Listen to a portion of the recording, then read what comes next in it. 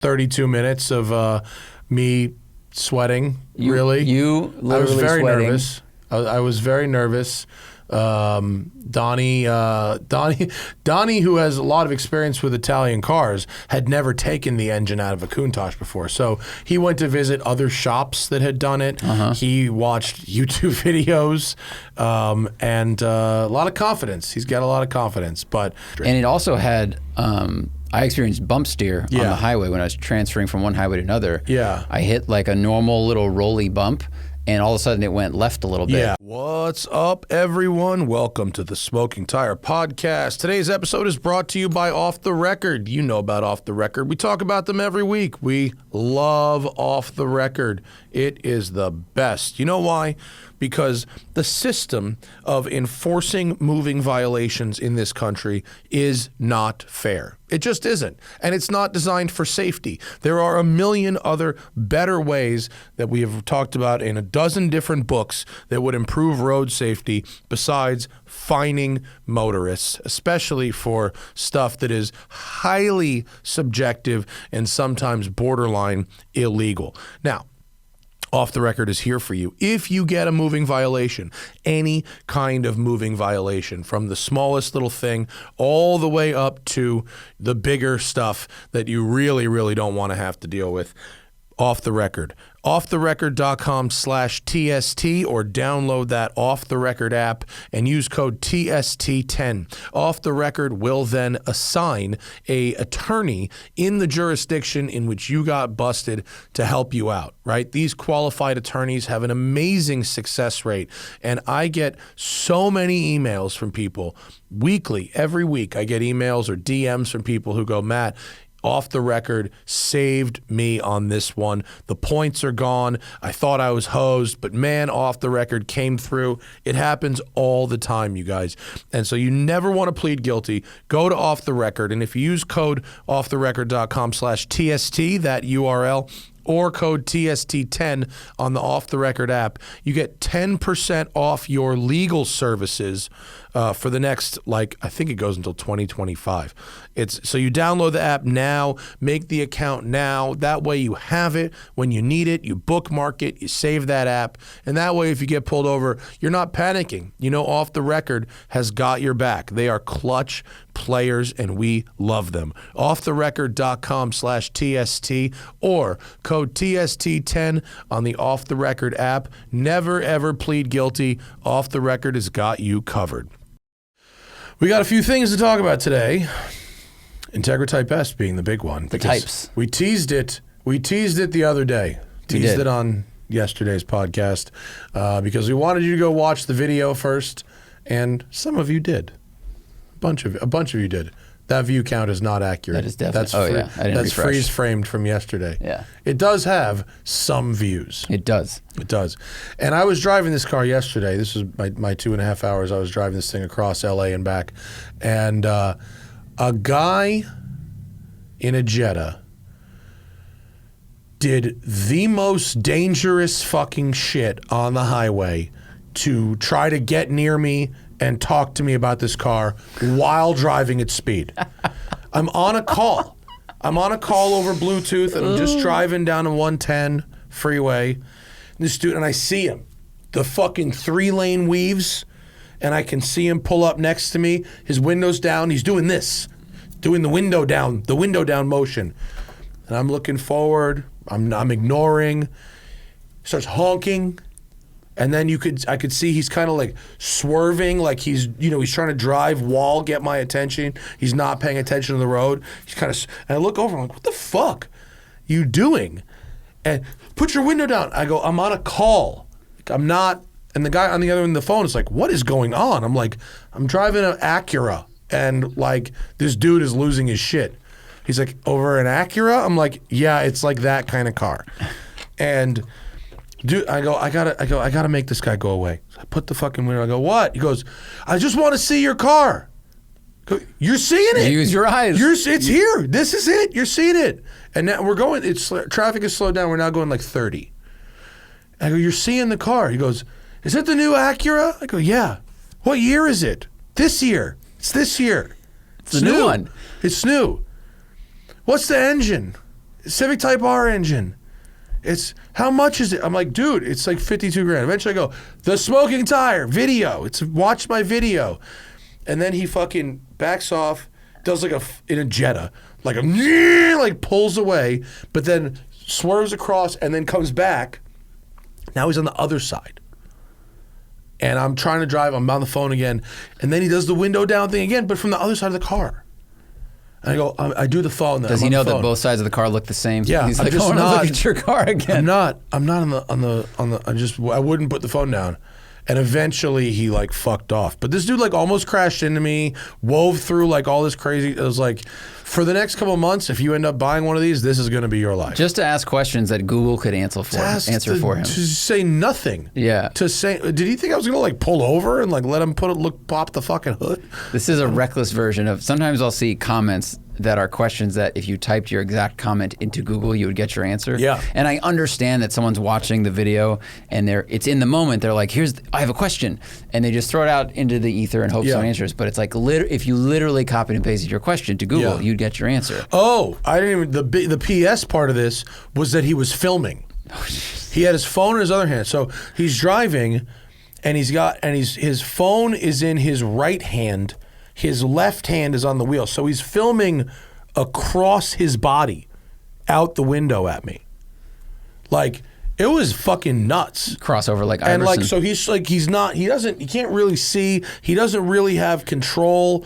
And like, he's moving his body. And you know, if you move your body, the car follows it. You know, you move your eyes, they actually teach you that in racing school. Look where you want to go. Look where point your shoulders where you want to go. And so his car is like, it was nuts. Jeez, all to see the car. All just to see a car that he could see. Mm-hmm. He didn't have to do any of that. He wanted to interact with you. Fuck, it was crazy. That's really gnarly. Yeah. Some people and it are wasn't stupid. like a fan. Like, it wasn't someone who had any fucking idea who I was. They were just curious. Yeah. Like, damn. Some people are stupid. This was up there. You know? This one was up there. They're on the uphill part of that curve, not the downhill part. Yeah, like, and I get it. Like, it's an exciting car. Like, and we drove it. Look, I like it a lot, fucking but great it's car. not that exciting. It is not exciting enough for me to cause a 6-car pileup to look at. I think it's pretty Certainly good looking. not. I don't think it's going to make me stare and drop my jaw on the ground like the movie Mask and then crash into a car. Oh, dude, I could see a fucking Ferrari GTO driving down the 110. I wouldn't do any of that crazy shit. I mean, yeah. Like, I don't know what I'd have to see. There's nothing I would have to see that would make me do anything that reckless. Yeah. Of course. But that's just, you know, we work in this world. But like, to really go, to yell, I need to see your car is very funny. Yeah. That's the funny opener because you're literally looking at it. I want to see your car. Here. Like at my house? Like you want to come over and have me open the garage and reveal it to you? Yeah, like, what does that mean?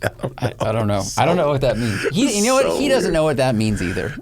Please tell me that video is somewhere on TikTok or Instagram, and if anybody fucking finds it, please send it to me because it's just insane. Yeah. Like, if this guy posts this thing somewhere. He's doing Mad Max moves, going around the front. Crazy. It's so funny. So, I mean, I was annoyed. Not as annoyed as the person I was talking to on the phone who was like, what the fuck is going on over there? It was like a business call. It wasn't like, I wasn't talking to Thad. Like, why are you yelling at someone out the window? Like, man, this Matt Fair is unhinged. I don't know if we want to do business with this guy. This guy sucks. Like, what the fuck is wrong with him? Maybe I don't want to store my car there. He's yelling at people out the window. It was bad. So anyway, the Integra Type S is such a dude magnet so far. It's on the hype train. Yeah, for good reason. We know what it is, right? It's a Civic Type R in a fancy suit, right? Mm-hmm. I think it looks great, nice looking car. It drives great. Yes, it just drives so. It drives like a car from 20 years ago, but with the good stuff from cars from today. Like analog and engaging, light clutch, great Honda shifter, like an S2000 shifter, you know, easy to drive in traffic. It's not a pain in the ass. It feels really light on its feet, but super sticky and sharp also. Great ride quality. It's got all the goods. Totally. I feel like this is basically a front-wheel drive M3, but using the M3 ethos from like late 90s, early 2000s, you know, or the lightness of E30. It's comfortable. It feels expensive enough that the price is justified. We'll get to that. But and the brand is justified, and it separates itself from the Civic, but it's fast and it's exciting. Like, it really merges those two worlds. And I think right now, like, the M products are super fast, and like they have a lot of nice fancy stuff, but especially when you get into the competition spec, you know, they're super stiff like the CTR, they're chasing the lap times, and you kind of lose a little bit of that luxury, and it drifts into more of like hardcore performance car. Yeah, and they're fast in a way that you can't use much. Like, there's only certain situations where you can use over 400 horsepower. Yeah, it's track stuff. Yeah. Really. Like, this car, if you put it in fourth and roll into the power, like, you're like, oh, this is fast. Yeah. This is a fast car. Definitely. It pulls on, you know, you go huck it through an exit ramp, you know, a clover leaf or roundabout, carry big speeds. You can downshift a gear or two and pass people on the highway, like, no big deal. You can carry excellent speed up a canyon road. It's as fast as any car like this really needs to be. You don't get a whole lot for, and the power to weight is very good. Like, the M3 is, you know, 470 to 510 horsepower, give or take, but it weighs. It's like 3,800 pounds. It weighs like 600 pounds more than this, whereas this is 320 horsepower and 3,200 pounds. Like, the power to weight isn't enormously different. The M3 is more, but it's not like a ton more power to weight. I think you only feel it on longer straightaways or corner exit where you can get into like 2 or 3 gears. If you're on a, you know, sometimes we drive these canyons where the radius of the turns is basically consistent. The distance between the turns is, let's call it 500 feet. So you're not doing a ton of long acceleration between each corner. You're like in third gear and you're slaloming. In that kind of environment, I think this car is going to be just as quick as an M3 or an M2 or a comparable Mercedes product, because it's more about grip and agility, and this weighs so much less, so you can brake a little later and your cornering speed might actually be higher. Yeah. But you're not chasing them down those short straightaways. Right. Yeah. And unless and those cars are much more expensive. I mean, even the M2 was $8,000. How much was the M2 we just drove? The one we drove? It was expensive, wasn't it? Did the price start with a 7? I think it was high 6. High 6s, Starts right? at 62. Yeah. But we had options and stuff. Yeah. So I think ours high 6s. High 6s, maybe low 7s. So, like, this is a lot cheaper than that. And there were definitely plenty of people in the comments complaining about the price of this car. But I don't think those people are exactly cognizant of, A, what this car really is, and B, what other cars cost now. Like, there are some cars that are cheaper than this that are still good. But, like, the really good, fast, comfortable, well-made stuff, this is at the lower end of that price point now. This is that thing where it's like, you know, fast, cheap, reliable, but we can also do fast, reliable, luxurious. And this kind of blends those 3 circles together in a way that's pretty rare, especially for 50 grand. Now, as we talked about in the video, adjusted for inflation, the Integra Type R, the original one is like 44 grand. Yeah. So this is starting $8,000 above that. But if you adjust this price, if you reverse inflate, if you deflate to 2021 prices, 2 years ago, this car's 45 grand. Oh. 2 years ago. That is a math I hadn't done. That's very good. So it's the same. Inflation in the last 2 years is fucked. Yeah. So if you come out with a new product and adjust for the last 2 years of inflation, you know, this car, when they probably started developing this car, they were probably shooting for, you know, 47.5 or 48, and by the time they got to selling it, you know, they said, well, look, dollar's not where it was. We need to adjust. That's very true. That's a really good number to know. So it really is on target with the old one. But people's memory, like, when I was a kid, the ITR was 20 grand. It's like, that's how bad inflation is. We understand what you're saying, but they're pointing the finger at the manufacturer when the real problem is like inflation is really that bad. Yeah. I have an interesting story about the ADM that's been on this car. So I posted a photo on Twitter of a white on red Integra Type S at a dealership that was $74,000. Oof. And it had 10 grand. $10,000 was called Type S. That was on the sticker. It just said Type S. 10 grand. Oh, so that's a really poorly worded market adjustment. Right. And then it said 10,000 accessories. Yeah. And so this person wrote to me, and they work at an Acura dealership, and they said, if a dealership wants to get a demo car, which is a white on red spec, and they were only making 200 of them. So if you're a dealership and you want to have a car, the one that we had? That's the spec we had. If you want to get a demo car at all that customers can drive before they order one, you had to pay this extra $10,000 on top of it. Hey everyone, I need to issue a small correction regarding this special Acura Integra that the dealerships have to buy. So I'm going to read the message from this Twitter follower a little bit more verbatim. They say, this is the launch edition accessory package that was required to purchase in order for the dealership to get a demo unit.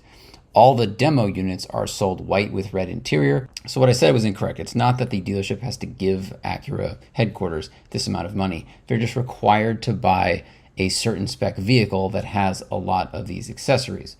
These accessories are the 19-inch bronze alloy wheels, tire pressure monitor sensors, a door mirror cover that's carbon fiber, illuminated door sill trim, an illuminated front emblem, gloss black rear emblem, gloss black emblem, premium carpet, a shift knob, Alcantara, a steering wheel, a tailgate spoiler, carbon fiber, valve stem caps that say Type S, and wheel locks. Now in their message, they say they're not sure if you have to order this parts accessory bundle or if it has to be installed on the car. So maybe they could just order the accessories and then keep them in the parts department and sell them individually. I'm not sure. But it looks like if you want to have a demo car on your lot, you got to buy this box of parts. Back to the show. So I think the dealership's doing a little bit of ADM, but it was interesting to learn that the manufacturer's like, hey, if you want a demo car, pay up. Like you got to bribe us too. And that's a demo car that they can sell. Yes. It's not just a tester. It's not like right, correct. Wow. So you're getting this quote special edition spec. Yeah. But if you want one, if you don't want to just have a dealership where you go, here's our catalog. I hope you've read how good this car is. We'd like to sell you one. No, you can't sit in it. Then you have to pay this money. I said to the Acura person, who was a person that you and I both know and we like. I said, look, like, don't fuck people on this. There's not a lot of great cars that people can just buy, and the dealer models is shitty. They're going to mark these things up like crazy because they know people want them and they'll pay for it. I said, just build more. Just build as many as you can. There's nothing in this car. There are no exotic parts in the car at all. It's made of regular shit. Like there's nothing. It's built on the regular line with regular shit. It's not like this car would be built in whatever factory, and then the Type S has to be built by hand like GR. At Magnastire or something. It's like it's a regular ass car. It just happens to drive really good, but it's made of normal parts. There's nothing exotic in there. Just make more. Just make as many as you can sell, and don't let the dealers hold it over people as a limited edition, tough to get car. Just make it a car you can buy. Like there's no reason this car needs to be special. There's no reason it needs to be made to be collectible. It could just be a regular production car that drives great and that people could buy. Like, what's wrong with that? Yeah. Like, and maybe they'll, like it and buy an MDX or something. But like, you can't control what the dealers do in terms of the ADM, but you can create enough volume of the car that the demand is satisfied. Yeah, I hope they do that too. I can't find anything online that production numbers will be limited run. It's not. They said they can make twice as many as there are Civic Type Rs. Okay. So it'll be double. Because the Integra Type S is made in America. Yeah. CTR is made in Japan. Yeah. Yeah. It's made at the Ohio plant, Yeah. like basically next to the regular Integra. Yeah. If I was going to buy one of these, I just don't try to be first in the door. It's kind of like the Porsche GT. You don't want to thing. be first in the door in this car. You're gonna have dudes weaving all over traffic to suck. It's like all of the wrong kind of people will come talk to you about this car. It's not like. You're not being the first like to all have cars. it is not good. Cars pulls dudes. Yeah, no, this is not a good car But for that. I just don't pay a huge ADM. Just wait. Yeah, It's the same thing Porsche does, where it seems like they make it seem like every car is limited run when that's not true. Yeah. But people get, I gotta have it now. I guess they're not many available, and then they pay $20,000 over for a GTS, or this was in the before time. Yeah. But yeah. I'm sure there's some dumb people that will pay 20 over for this. For sure. The problem with ADM is even if 1,000 people talk shit on the internet and one writes the check, that was a success from the dealer's perspective. You know, if someone has 80 grand for a car and they can get one of these for 65, then they might just want to jump on it early. Yeah. You know, or they just want a good car and they have plenty of money. But if you want one at MSRP, I hope that happens for you. I only drove it, I drove it on our shoot day, and then I drove it around LA yesterday, but you did like 700 miles in it. Did you learn anything different that we didn't already know? The radar cruise control is it needs some refinement. And I told the Acura people this. It brakes aggressively when someone pulls in front of you. It doesn't adjust to their speed perfectly like other cars do. It kind of jumps on the brakes. It slows down an extra 10 miles per hour, and then it will get back up to speed. And it also is a little conservative about when the lane is clearing. I hate that. I hate that, yeah. I hate when you go to move and the car's pulling ahead, the gap is opening, and it doesn't recognize that gap is opening. Yeah. It waits and waits and waits rather than going, okay, this person is going ahead, I'm going to be clear to go. It did that. Yeah. And on a turn, on like a 4-lane highway, I was, a left-hand sweeper. There was like a cement truck, and it read that as the truck was in my lane instead of I'm on a curve. And it was like the pavement was gray was great concrete. Maybe it was just kind of reading the road and the markers poorly. But that was the only thing. It's not the quietest thing on the highway. It has a little more sound deadening than CTR, I know, but it's a little loud. Like, it's comfortable, but it's not whisper quiet like the S7 we had, for example, which weighs a much heavier car, $100,000. But that there is a difference between that kind of thing. Like, this is a performance car that has luxurious appointments versus a luxury car trying to go the other way. And the gas tank's pretty small, burns through gas. It's got 32 miles per gallon. It's like a 12-gallon tank. It's quite small. I had to fill. I was shocked that I couldn't make it from here to Santa Cruz, like 350 miles on one tank. Yeah. And the miles per gallon, that was like 32 highway. Considering the power, it's pretty good. Yeah. But otherwise, it's rare we talk about gas tank size. It doesn't always come into play. There's a lot of gas to be purchased. The surprise was because the car is pretty big, and it feels big, and I think it's a few inches longer than the Civic, even though they share wheelbase and stuff. I think the nose sticks out a little more. Yeah. So that's why the gas tank was surprising to me. It was small car gas tank, big car body, and Apple CarPlay fucked up a couple times. Did it just really? Disappeared. Wireless or wired? Both. Really? It would just stop working, and then the screen would change back to home screen, and I'd wait another 60 seconds, and it would return. That's no good. So I told them about that. It's good though. It's a really good car. I enjoyed driving it a lot. I found it to be really, really good. And even in traffic, I wasn't super upset that, because it's manual or whatever, but like light inputs, no big deal. I did really enjoy it very, very much. I think that's the best value for 50 Gs. Right yeah, now. You're not getting not new for new. You're not getting a better new car. I forget how much the GR Corolla circuit was. It's not as nice. Like, it was fun. It's a riot to drive, and like in terms of like performance dynamics, maybe a toss up between the circuit GR Corolla and this.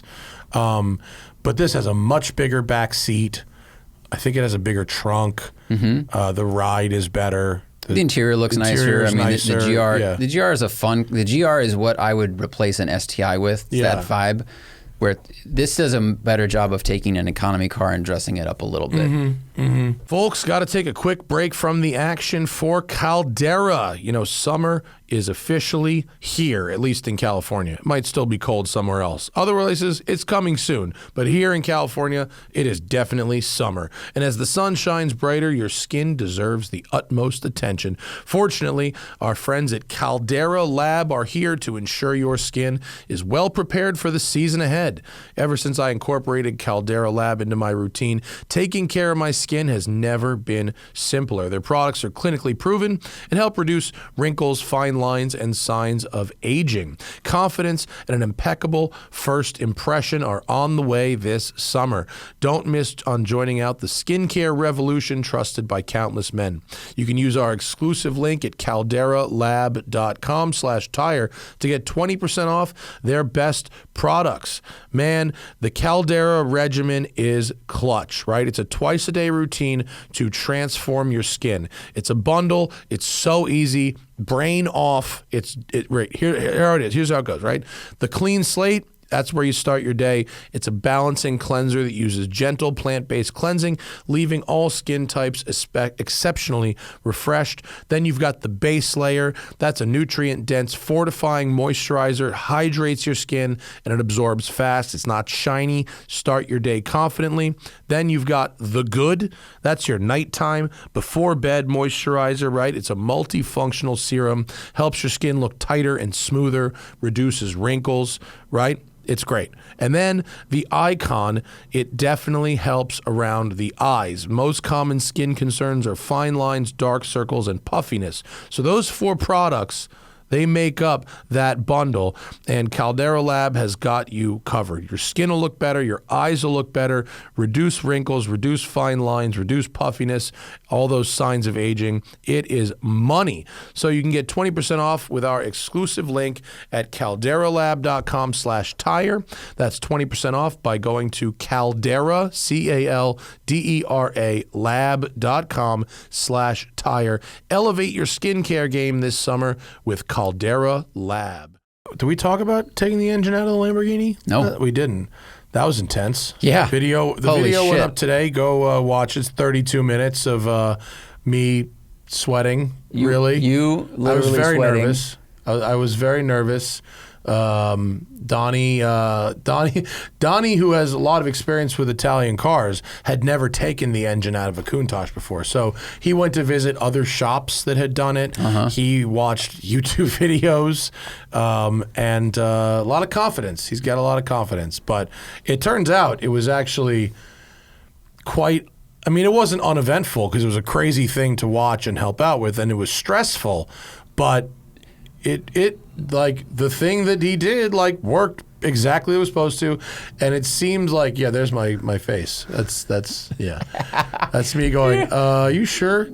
Paying so much attention. I think other shops get a lot of mileage out of treating this like it's harder than it is. Well, Donnie said that shops told him it takes 7 people. Yeah. Which we did not have. We had 2.5 people, and I'm not including myself. We had 2 technicians, you to hold things and be nervous, and then I was filming it. That was it. And that it takes like a full day. So, I mean, we went into this, I was like, I'll be there for 6 hours. I mean, it probably takes a full day if you drive the car into the door. If you have That's true. If you have to take the whole engine apart, it probably does take a full day. Fair. Donnie had the engine completely undressed, the manifold off, the airbox is out, the radiator, to do every other wire shit. was disconnected, every hose was disconnected. Yeah, so it was ready to pull out. So the actual act of pulling the engine out took about 20 minutes. That's true. Which was, I mean, I thought it would take longer than that. But it was wild how quick it was. And yeah. Kudos to Donnie and Trevor, like the system they figured out to not need 7 people. What is that ad popping up again? Was really incredible. Using this dolly system that basically acted as a person under the car, moving and controlling it. I mean, it was so smooth, dude. Yeah. So buttery smooth. It was a pretty neat process. Yeah, it was cool. And now he's going to take the heads off. He took the valve covers off the other day, and interestingly, he found this sort of like almost an etching, like a stain, somewhere between a stain and an etch. Like a hieroglyphic? It's on Instagram on my camshaft. One of the 4 cams. Go down. Just like it's from like 2 days ago. Go down left, the photo of the engine. So there's the engine with the valve covers off, and you can see the 4 cams and the cam chains and all that good shit. And if you cruise over to the picture on the right, one more. So there's this weird etching on this camshaft, and Donnie says that that's weird, and says that it doesn't seem to have caused other damage, meaning the valve and the spring and everything that it moves as a result of this cam is moving like it's supposed to. Well, to clarify to people that are listening, this doesn't, when you said etching at first, I thought you meant like a stamping or like someone had intentionally made this mark. It's like a this damage looks like etching. a hammer mark, or like some sort of friction was happening that wasn't supposed to happen on a cam lobe. Right. So but it doesn't seem to be rotational in nature. So it's not like the cam was spinning and something is gouging into it every time. Every time, right. Donnie thinks that this cam was sitting on someone's workbench at some point and either got liquid on it that rusted, and or someone spilled some kind of chemical on it that chemically etched it, or maybe they even dropped something on it. And the rust theory seems like the winner right now. It seems like it got some liquid on it that then rusted, and then someone cleaned it off, and then put the cam back in. And so he said the good news is it's not causing further damage, but now that we see it, he's not going to put this cam back in like that. So he's actually going to send it to the cam specialist to see if they can sort of polish it without changing the actual size, performance of the cam. It is possible to get a replacement cam. I have no idea what it would cost. Oh, man. But it is possible to get one.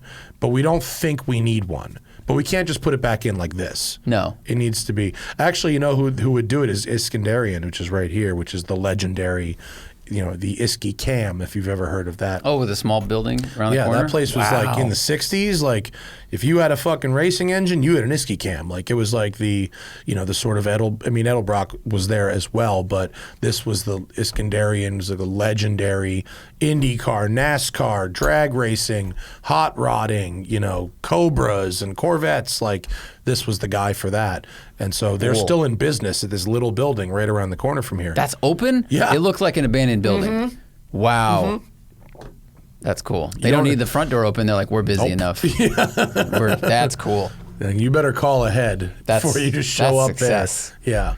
So a couple, the commenters on the Instagram were speculating as to what caused this, but Donnie thinks something was spilled on it. The shape of it, it doesn't look like something was just dropped and made one mark. No, it looks like a splotch of some kind. So I'm guessing something got on it and then someone cleaned it off, maybe with like some kind of a scraping tool or whatever. Yeah. But that's fun. It looks like the lower half of the African continent. Like Ohio. It does look like Ohio. That's where the votes are decided. Your camshaft.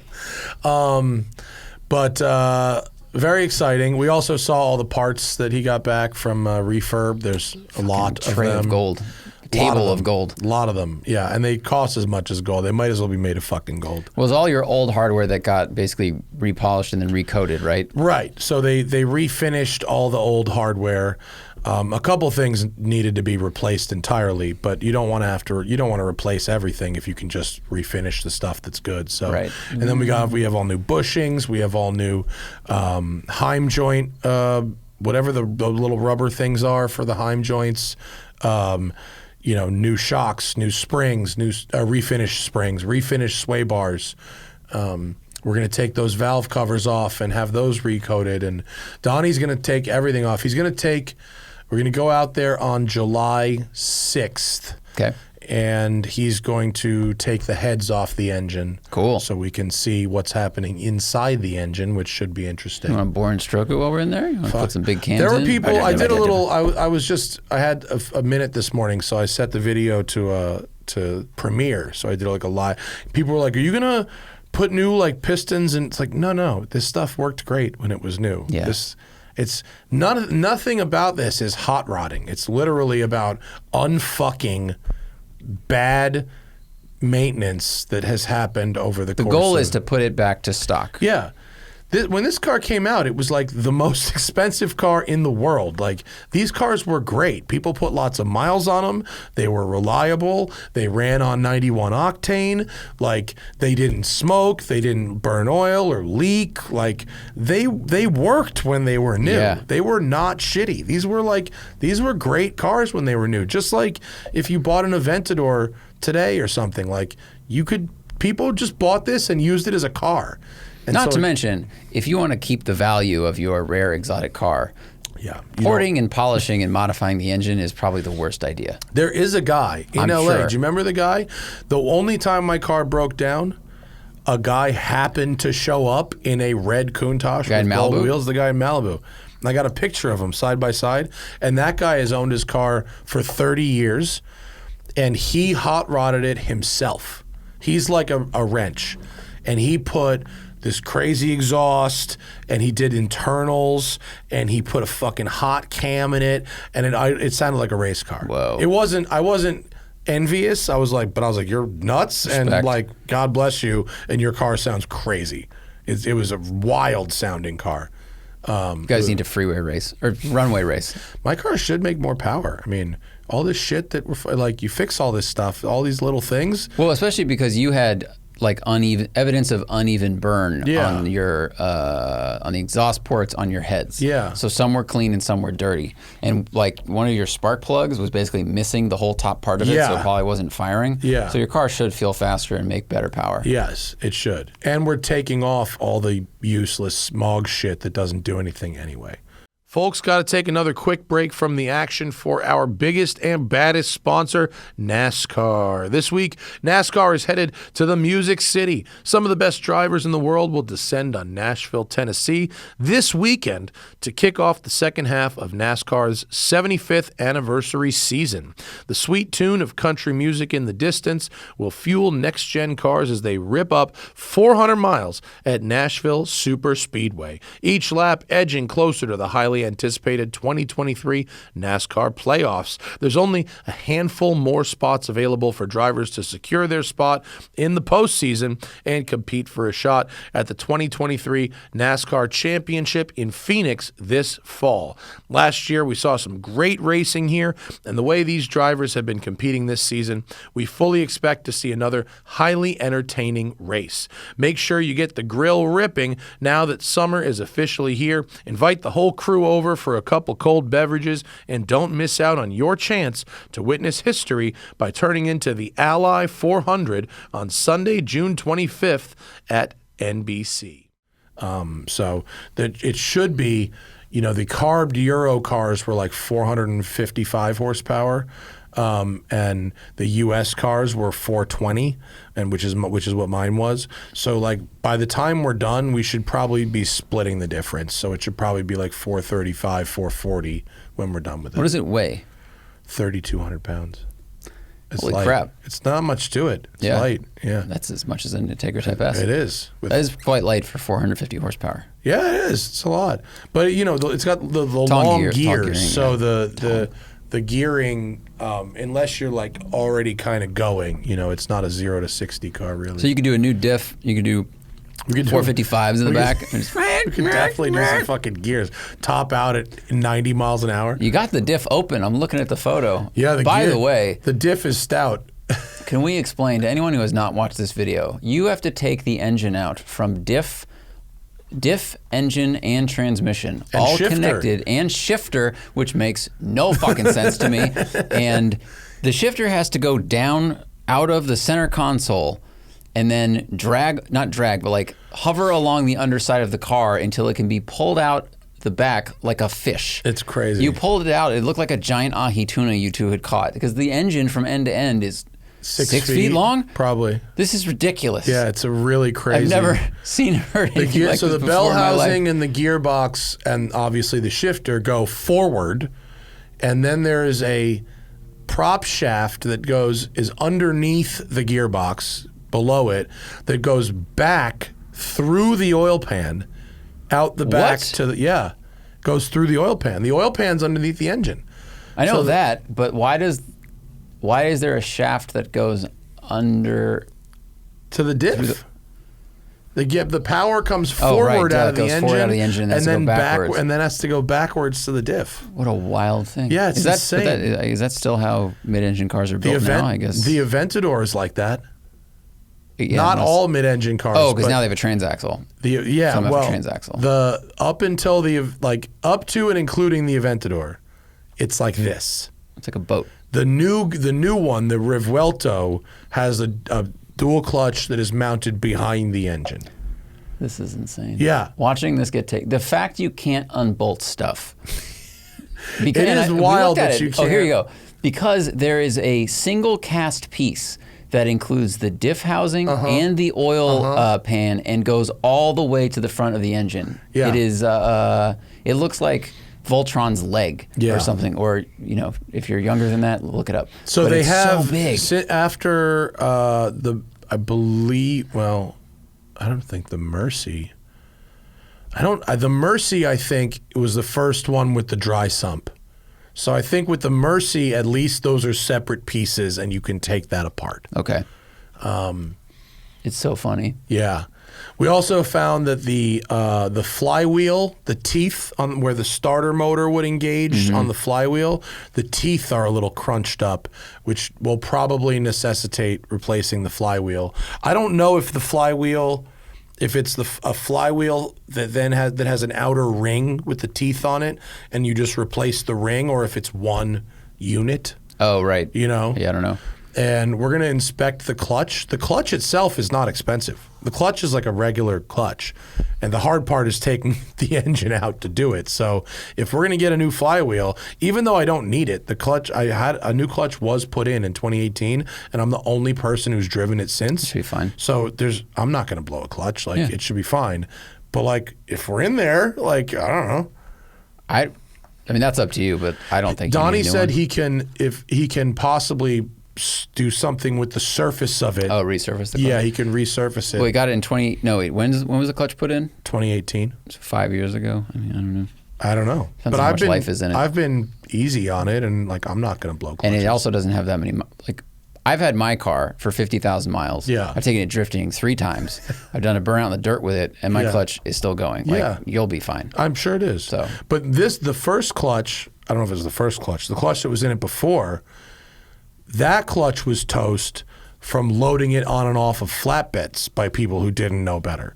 Just riding the shit out of it to get it slowly up a flatbed. Right. So that actually in these cars can really damage the clutch, and you're much more likely to damage it that way than by doing a burnout. Yeah. Because if you're riding it, it builds up that heat that breaks down the material. Honestly, if you just did one clutch drop from 4,500, that's probably not as bad as riding it for 30 seconds to get it up Very true. So, but I haven't done that. That's so hard because you are in there right now. I know. But you're do I want to add another thing? I don't want to add another thing. I don't want to add any unnecessary things at this point. The bill is going to be insane, but he's got to fix that window. Fuck. He'll throw that in for free. I didn't know that, or I forgot it. Probably more likely. Yeah, but the whole thing went in there to get a window regulator fixed, and now you have the engine out of your car. So dumb. Using an aircraft engine hoist. Yeah, and then remember that guy? The guy he borrowed the engine hoist from, he came back a couple times and was kind of hovering, and we thought he was just trying to see what Donnie was doing, but he was actually waiting for Donnie to finish with the aircraft engine This gentleman hoist. would just drive up in a golf cart and look at us, didn't say anything, and then would leave. Did it 3 different times. Yeah, he came back later, and then eventually Donnie was like, I'll be done in an hour. You can have this thing back. He borrowed his aircraft engine hoist, which was huge. Really, I mean, it was 15 feet tall, and it looks like it has more room if you need it. Someone cool. Someone did say that was the same gantry that Ian Tyrrell was using. So, oh, okay. Yeah. I wonder how many people Ian has around when he does it. I don't know. We can ask him. When I did when I sent him the original pictures, he was like, "Nice job. Yeah. There you go." Because Donnie's like, I bet you could do it with one person, and we're like, calm down. Let's get this. He said done. that. He said I could have done this by myself. I was like, no, we're not doing that. No, he was sweating a little bit. He was very confident. There was about 3 minutes where he was actually it's pretty sweating. nerve. I mean, the risk is very high. It's even if you know what you're doing, I gotta think that that's one of the riskier things you could be doing in terms of a classic car restoration. I mean, lifting a complete powertrain up and over the body of the car. Right. Yeah. That's fucking stressful. Yeah. You gotta do it and you got to do it slowly. Yeah. You can't rush it, but that just means the amount of time it's kind of over the car. Because he also had to adjust the height of the car a couple times. He had to adjust the crane a couple times. Like, it's not just straight up. It's not just like like it's the things need to be moved around during the process. Having that control is very helpful and very cool. You know, car could go down a little and then the hoist would go up, and then sometimes the car would go back up and the hoist would go back. There was a lot of really little movement that was happening. So go watch cool. go watch the video. The video's funny. The whole thing was really... Yeah, the video is very funny. Yeah. Everybody wants to know what it costs. I don't know. A lot. To take it out or to do all the work? The whole thing. It's going to be a lot. I don't know. It's going to be very expensive. We also spent a couple of days with this Land Cruiser. The Corsetti Cruisers, Land Cruiser.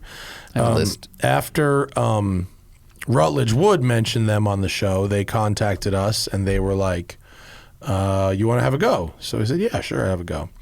And I before the show, I spoke with Brian Corsetti about the vehicle because I loved how it looked. Perfect attitude. I thought the build quality, the quality of the door slam, the quality of the buttons and the switch gear, the quality of the powertrain were all really good. And this is a $135,000 build. It's actually one of their more entry-level builds. And it's an 85 Land Cruiser. Yes. Modified. 60 series or something like that? Yeah, actually it's a 60 or 65. I looked it up earlier. And the Instagram response was like, oh my God, that's the best thing ever. It's the last car I'll ever need. It's perfect. It's perfect. And I told Brian on the phone, I didn't really like how it drove. Agree. And he said that this particular truck was built for a client that did want certain things and specifically didn't want other things. And so some of the things he did want were heavy-duty suspension. For what purpose, I don't know. This wheel and tire package. He did not want to replace the seats. He just wanted them recovered, which was something that Corsetti can do. They can offer a new seat or a recovered seat. Well, the seats were also cooled and heated. I know, but I didn't find them particularly comfortable. Oh, I thought they were fine. Okay. Yeah. But and also the customer did not want them to replace the steering box. That is an incorrect idea. That was a bad call. That was a bad call. That was a bad call. It steers like a canoe. I told Brian this on the phone. I thought it rode, handled, and steered very poorly. Yeah.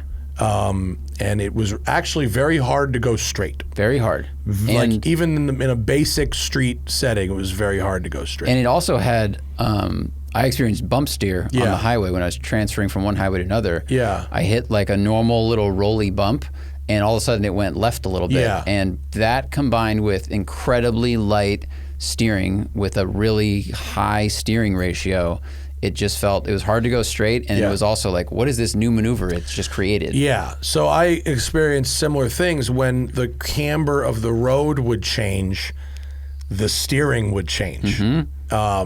If there was a crown in the road and you went over it, it would actually, you'd actually have to make a true steering correction. Yeah.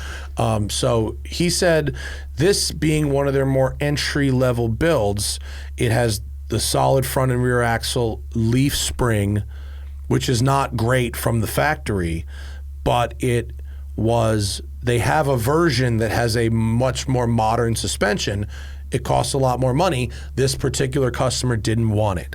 But this had the old man emu shocks, so right? When you combine the heavy duty shocks with the old style suspension and oversized wheels and tires, you get a car that drives like this, which I didn't like. It's weird because like in intersections where you go through the rain gutter, I thought it rode that fine.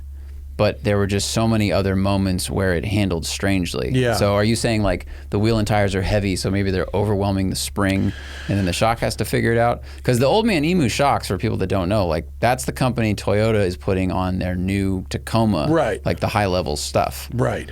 Okay. I'm not an engineer, so I can't point to a behavior and say this behavior is caused by this. But he said the additional weight of the equipment that this customer wanted and the heavier duty suspension results in a car that rides suboptimally. Yeah. It has an LS engine and a modern automatic gearbox. I thought those worked good. They did. And I told them this when they picked it up. The shifter was vague. Like putting it in drive, sometimes the indicator would go to 3. Well, it was the or original in the shifter. no man's land. Like that just needs to be adjusted a little bit. But they did function totally fine. Yeah, and it fine. ran cool. The air conditioning was ice cold. Definitely. All the functions, like, all the windows and the door locks. I thought the door slam was beautifully tight. Yeah, Did not feel like a 35-year-old car at all. And like everybody who saw it loved it. Yeah. And so Sarah loved it. Yeah. I had people on the Hannah highway thought it was pulling the up greatest next to thing me, ever. like giving thumbs up and staring and taking photos. Everybody who saw it thought it was the greatest thing ever. But for like, I wouldn't buy this to go off-roading. If I wanted to go off-roading, I'd spend $70,000 on a Jeep Rubicon, or 75 grand on a basic Land Rover Defender, and I'd have something that was much easier to go off-roading in. I think these to me they're kind of like vintage cafe racers or vinyl records. It's you have money and you like to say something about yourself. Yeah. And you want to do that in town. It's a beach cruiser. It's a beach cruiser that looks like you are ready for zombie apocalypse, but you're not actually going to go do that. Yeah, yeah. Same as a Bronco, Yep. a vintage Bronco, same as a lot of things. Like, if I really wanted to go off-roading, I wouldn't start with a 30-year-old truck. No, this is like a hipster Raptor R. Totally. But considering that, I was surprised at how exhausting it was to drive. Full attention all the time, always be ready to make a correction. A lot of hand movement. Sometimes up to 45 degrees of steering input in order to go straight. Yeah. And I told all this to Brian, and he's going to send us another one that has the totally re-engineered suspension that's $220,000. Because I was like, look, I drove an Icon Bronco like 2 weeks ago. I said I took it up a canyon, like at speed. Yeah. It was fine. And he's like, well, they're doing a whole, it's a Morrison chassis, it's a 4-link, it's not solid axles anymore. The same thing. Like, he's like, they work with us on some stuff. And he was like, respect to Icon, like they do amazing work. An Icon is like double the price of this. And also they don't really have like you can't order an Icon Bronco and go, don't do the steering box. Yeah. So one of the things that they do is like, they won't let you take stuff out. Well, I think Icon is basically building you a new car. Yeah. So these guys are modifying the car. They're modifying at different cars. levels. Yeah, Okay. yeah. And so the customer can dictate how much or how little they want the car modified. And so like the stuff that like, it's hard for me to say dynamically, like this one we didn't like, but maybe another one we would. But like the fit and finish of this for the money, I thought was very good. Mm-hmm. And the interior is gorgeous. The leather was really nice. Really I would have not recovered the original seats. I would have gotten, it's the last one on the right. I would have gone full new seats that were a little more supportive, and I would have mounted them 3 inches further back. I didn't have enough leg room. And you drove it, I only drove it around town. You drove it for like 3 hours to go to do errands, right? I you drove spent it more for, time in it. Yeah. So I maybe, was tired by the end of driving. Oh, no, that I understand. Yeah. But the seats for me, they didn't make a bad impression, but I also didn't spend that much time with them. Yeah. I possibly this is a me issue because of my back, but I can always tell when the original people, it's not just this company. So many people talk about we're going to do new interior and they recover the original seats. But when it's these kind of seats, Mercedes, same thing. Toyotas, Mercedes, same shit. When it's a spring-based seat, like old school style, the left side is always lower than the right side. Some people never even notice. I notice instantly because the left springs from getting in and out of the car, from how you sit, whatever, they're worn out more than the right side ones. And so if you don't put the brand new seat in, I can tell immediately, and my back hurts really, really fast. Like in 5 minutes, that'll hurt my back. Oh, wow. I had that problem. That was one of the reasons I sold my R129 Mercedes SL. That car only had, I barely had 50,000 miles on it. But that seat, the left was lower than the right. And I took it to like 3 different places. And I said, like, can you do anything about this? And they all said that they did things. We put more stuffing in. We changed, we reinforced the springs here. None of it made a difference. So short of changing all the springs. You have to, short of like getting a brand new seat, hardware, everything. It just doesn't work. Gotcha. So you just you got to replace the whole seat. It's the only way to do it. But like the vibe, the attitude of this thing was like, it was right there. It was total beach cruiser, cool material. But like I wouldn't go this far to have them do all this and then not do the good suspension because it just drove rough. Or the steering box. Yeah. I mean, it could be a thing where, again, there's so many variables. If they changed the steering box, refurbished it, made it rack and pinion, whatever, I don't know if that's possible, but would that be enough where this suspension's fine? Because I haven't driven a stock one of these ever. And I texted a couple of friends and like Musto said that yes, these steer kind of weird, but that also could have been the example he drove. And then everybody else I knew, they only drove modified ones that drove great. So steering boxes in general aren't great when they're in good condition, and when they're in bad condition, I mean, it's really weird. There's a lot of vagueness, way too much play, way too much movement to control the front wheels, and so that could have been a problem. Yeah. It just, I remember I drove a badly modified Bronco like a year ago. It was one that looked great, and it was $200,000, but it just wasn't all the way done. And I remember coming back going, I've never felt more likely to plow into a row of parked cars. And I kind of got the same vibe here. It was tough. Yeah, I didn't like going 70 miles per hour on the freeway. Yeah, just because of the steering situation. Yeah. I don't even think I saw 70. I think I might have seen 65. Traffic opened up and I went, uh-oh.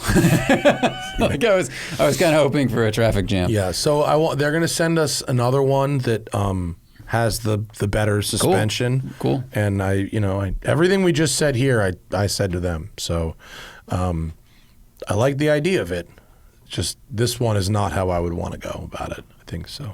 That's what happens with a custom shop that's like lets the customer choose what they want. That's kind of what I like about John Ward. He won't.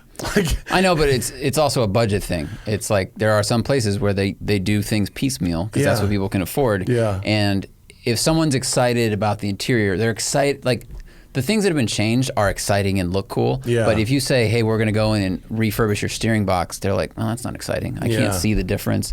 You have to convince them to feel it, and they might not care that much. We've both driven fan cars where they modify the exciting thing and then they ignore something that would probably make life easier or safer, but it's not sexy. Yeah, definitely. That's for sure. All right. Well, shout out to Corsetti Cruisers. Beautiful truck. I look forward to trying the other one that has the suspension that's more smoking tire friendly. Also shout out to Zebra Pens. They heard me talking about that I liked pens, and so they sent me a bunch of pens, and this gel roller is very nice. I am into that. Don't know anything about Zebra pens, but yeah, they're like affordable. They're $10. Great. This fucking gel roller, very nice. Shout out to him. Didn't have to do that, but I like it. We probably have a bunch of pent up questions. Right, we have the leftovers from last show. Yeah, all right, we got a bunch. Let's go to those. Holy shit, there's a lot. Okay, patreon.com/the Smoking Tire Podcast. You know how it's done. Let's see what we've got here. Derek says, Type S seems like the best all-around new car for $50K for a driving enthusiast. Is there a better new car for a corporate professional with a 10-mile commute, canyon carver, and possibly one kid in the future? Best comparison I've seen for this price point is Audi S3. I was just going to ask. It's a great car. How much was that one you drove? The one I drove was like fully loaded and was 57, but the way you could skip a couple things and be at like 54, 55 and have a great car. And our Integra was 54? 52.9, I think. Was okay, no options on. Oh, yeah. Right, you can get options. Yeah. So like, the S3 is very nice, and it feels like a real Audi. It doesn't feel like a Golf. That would be the best comp, I think, if you wanted an automatic car. Yeah. I actually had someone come up to me outside the dentist's office while I was driving the Type S and said, I'm looking at this or an S3. And he was like, what do you think? I was like, you want to drive auto or you want to drive stick? Because like that's your major defining characteristic difference there. Have you driven the CLA 35 AMG? That's right. That's a competitor, but I haven't driven it. No, so 35s. I can't comment. Okay. The local Mercedes dealer here is giving out 35s as courtesy loaners, which to me says they're not in huge demand. Right. Okay. Okay. Ivan says, what are your favorite wagons? I'm looking to buy an E55 or take an E30 series and do a wagon conversion. What are other models that appeal to both of you guys? Well, I would just buy an E30 wagon and do an engine swap. You don't need to convert an E30 to a wagon.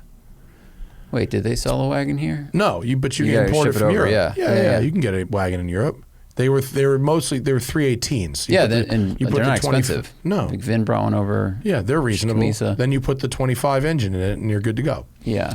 My favorite wagons. I mean, I have a soft spot for the Volvo 850R and V70R, although dynamically they don't do anything for me. I just think they look cool. Yeah, I agree with that. They look tough. The LS ones are rad. People that swap them with LSs are fun. CTS-V wagon, obviously. I mean, I still like Subaru ones. That's just because they caught me at the right time of life.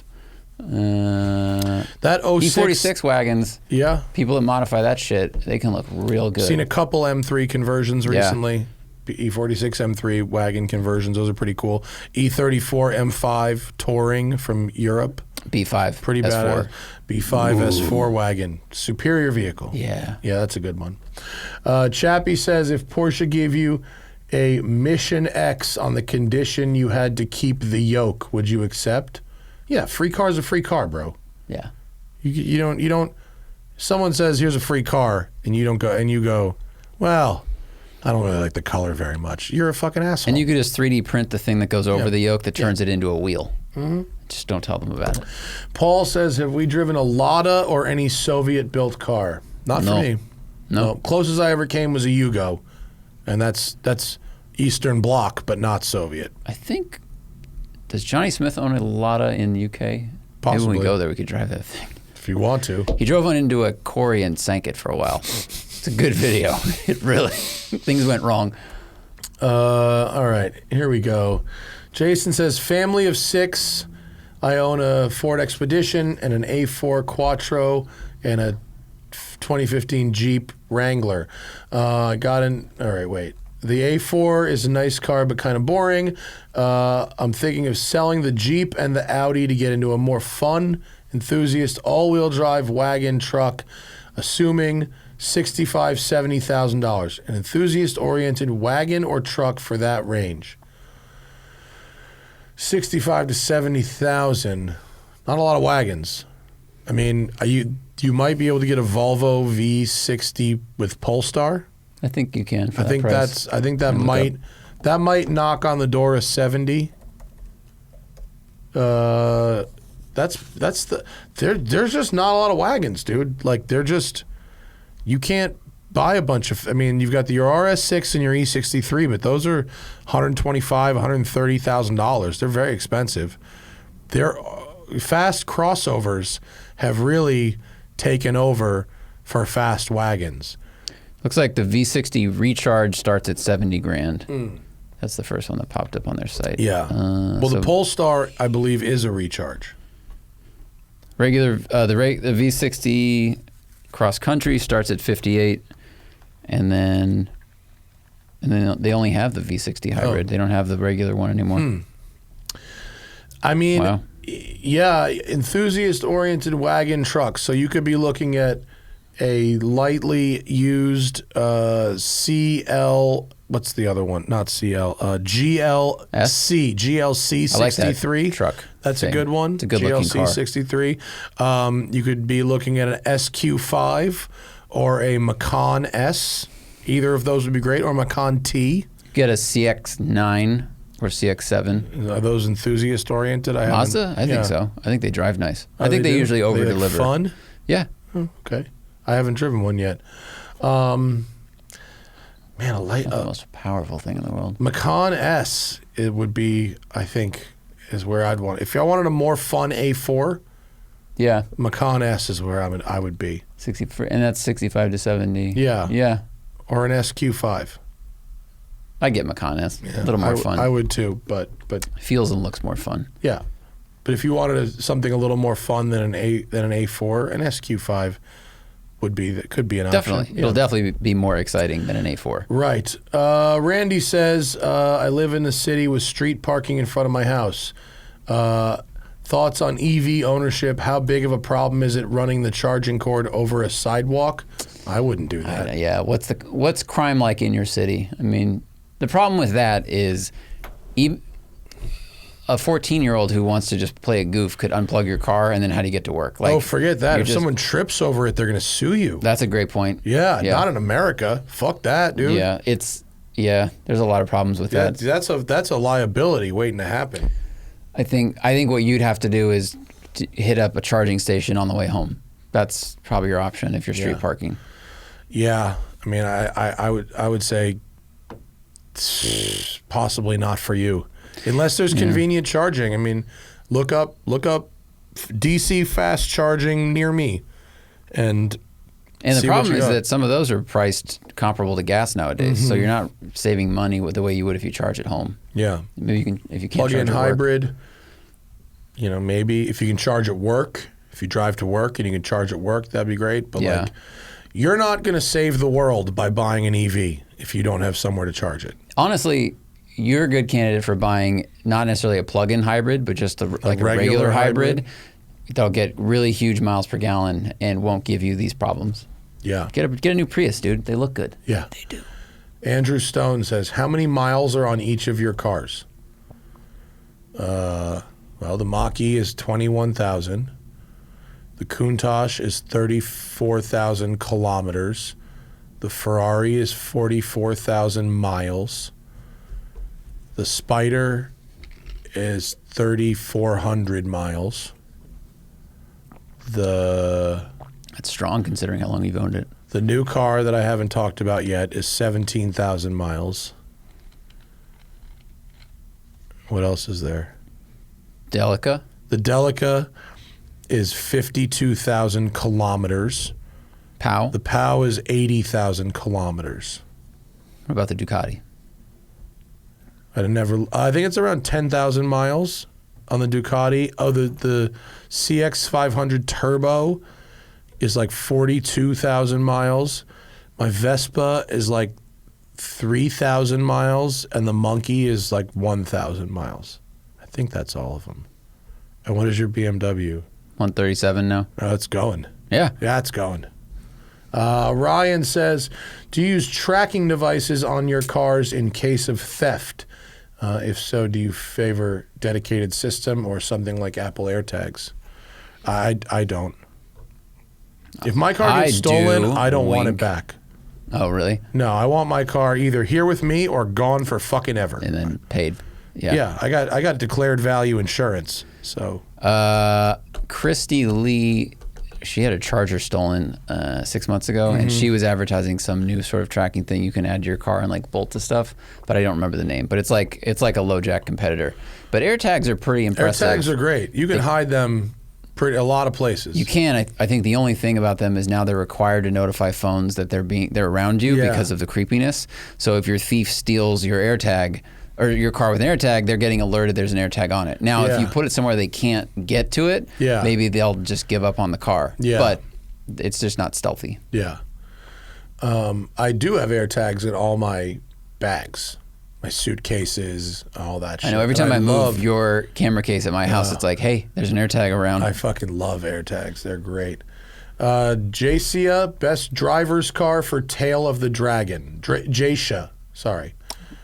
A Miata with a warmed over engine, or I mean a Caterham, something like that. Yeah, it's such a tight road. Something small and light. Yeah. So it doesn't need to be something without body paddles, but like it should be something small and light, and probably with a pretty quick steering ratio, because you don't like I wouldn't want a first gen Miata. I'd want like the new one, right? Because it has faster steering ratio. Same with like you wouldn't want a good '92 Civic SI. Even though the handling would be right, the steering ratio would be too slow, right? Because it's a lot of switchback. Yeah, it's just anything small and light. A Boxster would be fantastic. That would be perfect. And I don't know about best time. Best time is like before 9 a.m.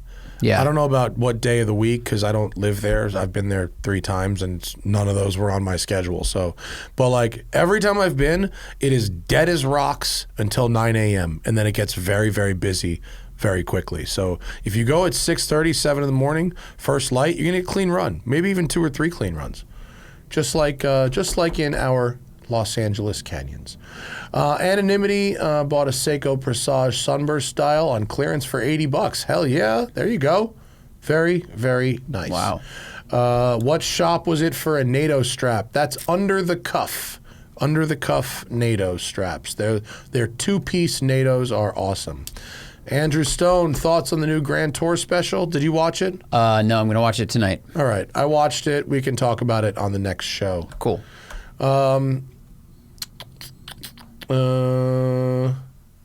Benjamin says, I enjoyed the video of you and Donnie looking over the Countach and its maintenance process. Any chance we'll see similar content in the future? I mean, definitely. You think that question was written before we put the video up today? Yeah, because it was written on Monday. Oh, yeah, but solved. And there will probably be more. Yeah. I don't know. Those videos do well. Austin Modelsky, what is your opinion of Tag Heuer F1 in terms of value or the Carrera? Tag Heuer makes a great watch. Most of Tag Heuer's watches are great watches to wear. They are very well made and not collector grade pieces. They're tool watches. They tell time great. Their construction is good. Watches that are useful like tools, not watches for tools. Right. Just clarifying. Difference between a tool watch and a tool bag watch. Right. That's what I'm saying. Wanted to make sure. It's a good watch, and if you were, I would have no opinion if you wanted to wear one, but they're not investment grade pieces. They will not appreciate anytime soon.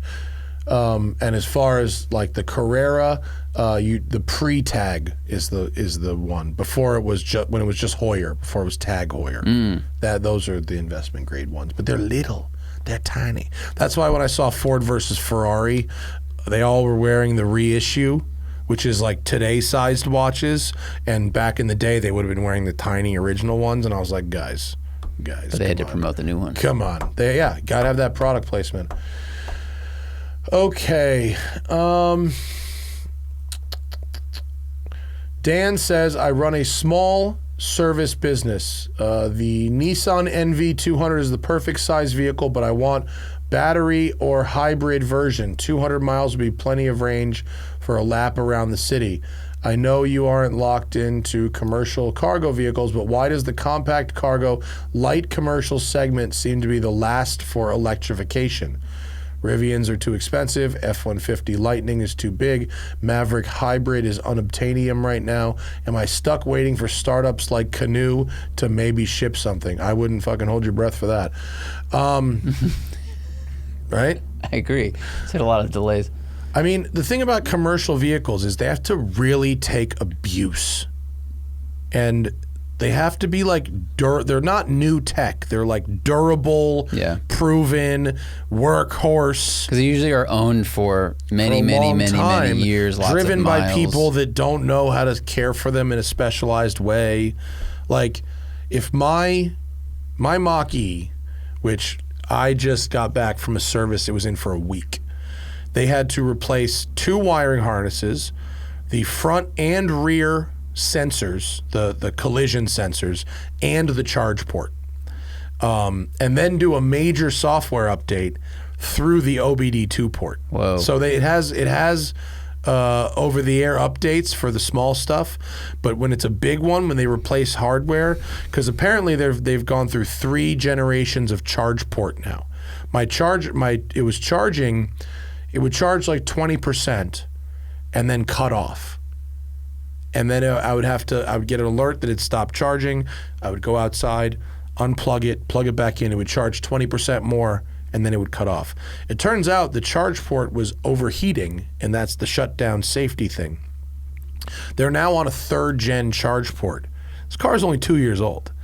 So it's okay. We have other stuff to drive. It's not the end of the world. And I live very close to a Ford dealer that I have a good relationship with for a variety of reasons. And so, and from what I've been told, the 2023 cars have none of these. This is all, we're still on problems that stem from me buying a very early car. Mm-hmm. I still like my car.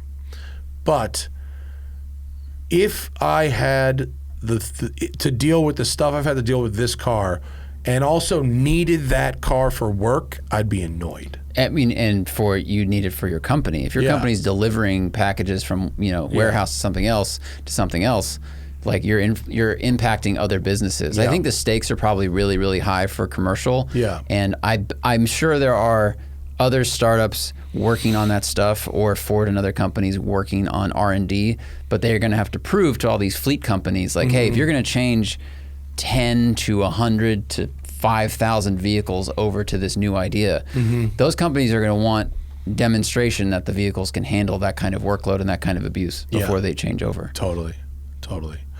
They'll get there eventually. I'm curious about Pasadena switching over to the EVs for police cars.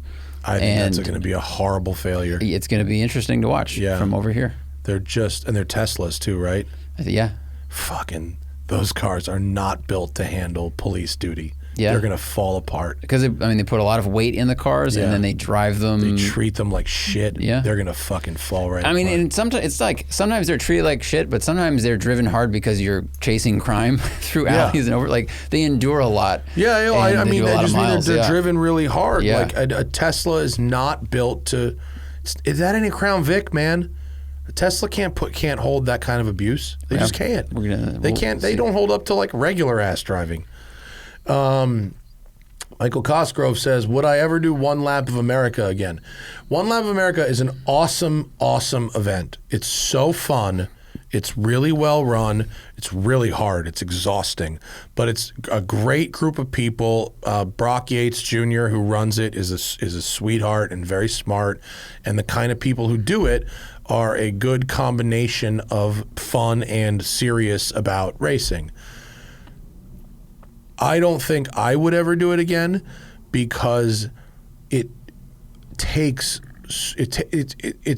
the event itself is a week, but then it starts and ends in South Bend, so you have to get there, you have to get home, you have to prep a car, and so for me that's like a 2-week event, and I can't do a 2-week event where I can't bring my wife.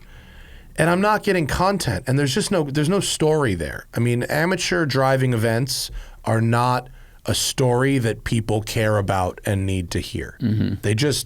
I've tried to do coverage of certain different racing kind of things I've done, and the audience has made it very clear they don't give a fuck. And so, to me, it's not worth the time investment, and there's no gig there. But it's a great event, and like everyone should do it. It was super fun. I really enjoyed it, and I would enjoy doing it again, but like I'm not going on a 2-week car vacation, I think maybe you can do it when one day WCCS is very hands-off. Maybe. It's just running itself. Yeah, I mean, I'd like to do it again, but like right now I can't take 2 weeks to do something like that. And the days are long as fuck. It's race and then drive to the next track. Enormous sometimes distances. 8-hour drive. Yeah. Right? And like if you're and you leave by your finishing order. So like you start in the morning and the fastest cars go first, and then after lunch it's a morning session, afternoon session. So if you're in the first 5 or 6 cars, you get to leave by like 1, and then you've got a 300 to 600 mile drive, starting at 1 p.m. So best case, you're getting there at dinner. Worst case, but like I was in like the SUV class. So I was like halfway through. I was getting in at like 11 o'clock at night, every night after these very long drives to get up at 6 the next morning. It's rewarding. It's fun. It's very hard. But sounds like it pays to bring a fast car. It does. You don't it pays to bring a Honda fast Fit car class. and be a fast driver, and like, if it's a vacation, great. But like, I my whole life is car shit. There's no more car vacations for me. Everything related to a car. If it's not a gig, I'm not going. My wife is not coming on car shit with me. So, don't sink. Landed a dream job and wants to buy a watch. Recommendations for something aviation or sky themed and doesn't scream I'm a pilot like a nav timer. That's funny. Looking at a Grand Seiko, but automatic would be ideal. Alternatively, something with a red and blue color scheme that was a third of the cost of a Pepsi. Well, there is a Tudor Pepsi. The Tudor GMT is much cheaper than the Rolex GMT and is the same color, and Tudor is the same. Tudor is, related to Rolex, and you're talking about $4,000. So you can get the vibe of the Rolex Pepsi GMT in a Tudor if you want, and it's a third of the retail price of the Pepsi. It's probably a fifth of the actual transaction price of the Pepsi. So if what you want is a Rolex Pepsi, but for less money, I would get the Tudor. Alternatively, tons of pilots watches out there. IWC, very well known for their pilots watches, and they make big, legible dials. In fact, they have a model called the Pilot. They have the Pilot, the Big Pilot, and these things are $3,000 to $10,000. Zach has pulled up a chronograph, but they also have what they call the three-hander. They have a three-hander with a date. Go to Pilot Watches there on the left. So IWC Pilot Watch is a great piece. You can get straps, you can get bracelets, you can get complications, and they come in a variety of sizes. And so if you want a Pilot Watch, that would be probably a good one. I like those a lot. Yeah, but you can get the Tudor Pepsi for much, much less than the Rolex Pepsi. Anthony Webb says, go back. I watched the Maserati Grecale and then rewatched the MC20 review, which got me thinking those two cars spec'd together would be about $350,000. If you had $350,000 to spend on a two-car from one manufacturer garage, would that combo garner serious consideration are the obvious two-car combos from Porsche so far and above those two cars to warrant that combo any consideration? Oh, so would we two-car garage, consider Grecale, MC20 versus Porsche or anybody else? Porsche would drive a real hard bargain there because you get a Macan GTS for $100. Which leaves you $250 to buy almost anything. Your oyster. You can get anything. A Turbo S. Yeah. You can get a GT3 RS. Yeah. You can get a GT3 Tour. I mean, you can get anything. MC20s are awesome. Not sure it's what I'd buy. I wouldn't go with that because I wouldn't have a car that I can drive really, really hard all the time. Like I don't think, and this is speculation, but the MC20 to me is not a track car. The brakes weren't up to that, and I wouldn't feel comfortable beating the crap out of it the way I would, any insert 911 here. And I also don't see it as like the benefit of a turbo is that you could drive it cross country through all weather. And you can kind of be a sleeper a little bit. It doesn't scream, I have money, to people that don't really know. They see 911, but they might not know it's worth $220. The MC20 looks very like exotic. A Ferrari. It says Maserati. It draws a lot of attention. Right. So I feel a little bit more limiting with the MC20. Yeah. I'd probably still go Porsche, but like, no hate on the Grecale MC20 combo move. They're both really nice cars. They are. But both of those cars are Here's what you should get if you don't want a Porsche. Pretty much. Yeah, I mean, and the MC20 is kind of like if you don't want a McLaren, if you don't want the base McLaren, right? This gives you a lot of that. It gives you a bare interior, mid-car dynamics, looks exotic. It's kind of another option compared to a McLaren if you want something that looks like a super exotic car. Yeah, but if I had a 2-car garage, my second car has to be manual. It's got to be a stick shift. Yeah, if I could only have one fun car, it's got to be a GT3 with a stick or a Spider with a stick. Or GT4 with a stick. It's not my if I'm only having one fun car, it's got to be a manual. I'm not buying a paddle shift fun car if it's my only car. So, other manufacturers, I don't. Who else makes 350? Who else makes a great sports car and a great daily driver? 350 is a lot of money. It's a lot, but it's not. The Italians are out. Yeah, because they're all too expensive. 350 because their SUVs Italy, are too expensive. Yeah, the SUVs put you out. Yeah. I mean, Mercedes, you could get a really good AMG GT of some kind. And then AMG any GTC. SUV from them. That's strong. And then a GLC 63. Yeah. Oh, no, it could be AMG GTC Roadster and a GLC 63. That's a good one. That one could be nice. You could get a G50, G63, G55. Like you could get any of the G Wagons. Yeah. Also. Yeah. And then have that. That could be. That one's up there. Yeah. Yeah. All right. Matthew Berger has a blue Integra Type S on order. There we go. Nice. Quick questions. One, does it look better with the copper wheels, or is that too Subaru? I like Subaru's the copper gold. wheels. Copper's different. I like the copper wheels. Two, does it scrape frequently? No, not frequently. There's a plastic thing under the front lip that can scrape, but I wouldn't say frequently. It's not like the nose. I thought it was the nose lip I'd scraped, but you informed me, thankfully, that it's just like a plastic one thing. of those things. Does it default to the last used drive mode when you start the car? No, it defaults to comfort. Comfort, right? Defaults to comfort. 4, I'm Pharisized coming out of a Macan with 14-way seats. How comfortable are the seats? Pretty good, but not Macan 14-way good. They're very simple, and like the lumbar in them is not that pronounced. Yeah. You know, at full lumbar quote, it's kind of like it moves an inch forward. It's not maybe. that much. It's not that I you'll probably be fine, but it does not have the adjustability of Macan. It's a 6-way seat, right? Yeah. It's lean, forward, back, and up, lumbar. down, lean, lumbar. And lumbar can go up, down, forward, back a little bit. Yeah. But it's a pretty simple seat compared to other luxury products, especially out of Porsche. Yeah, I found it to be okay. Like I thought it was comfortable. It was not as good as adjustable as Porsches at all. But the price point, it's not going to be. Yeah.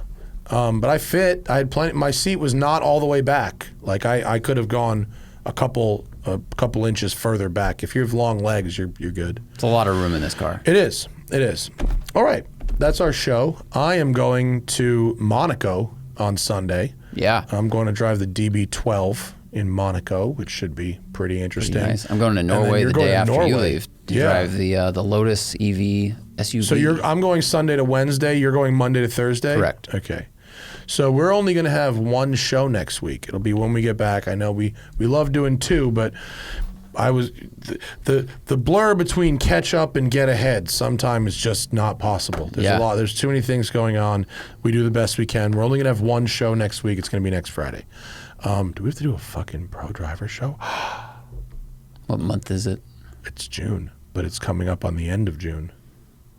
Yeah. Friday. We may have to. Well. We'll talk amongst ourselves. We'll do what we can. Sorry, we will not abandon the pro drivers. They are very important.